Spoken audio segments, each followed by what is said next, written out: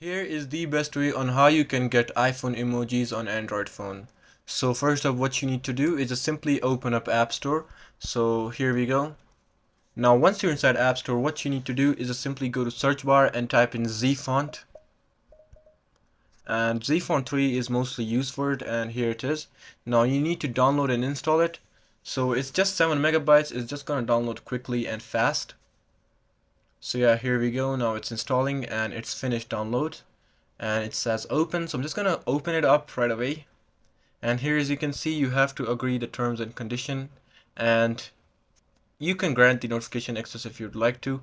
And just gonna open it up again and grant. And okay, so now here, as you can see, there are many fonts, and if you go to emoji fonts, you'll find iPhone fonts here as well. So let me just check out which one do you have. And we got iOS 16 and even iOS 15. So let me just go for iOS 15. And right over here, as you can see, these are all the iPhone emojis that we can use. So you can just simply press on download. So it's just gonna take a while to download, and here, as you can see, it's downloading right now. So I'll be right back once the download is finished.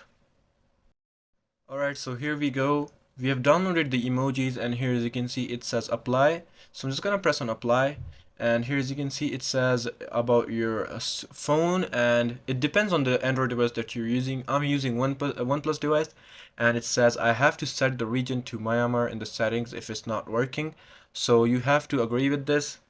And now it's just gonna say await, and now it's here comes a font charger. So it's pretty straightforward. After that, you have to download the install button for the Z font, and then you must change the region to device to Myanmar. So if your device region is to anyone, you have to change it to Myanmar in order to the emojis for work. And in the end, you have to change font. Simply the support dial characters option, and it will just show you how you can do that. After all this is done, just reboot your phone and you're good to go. You got the iPhone's 15 emojis. So yeah, this is it. I'll see you later.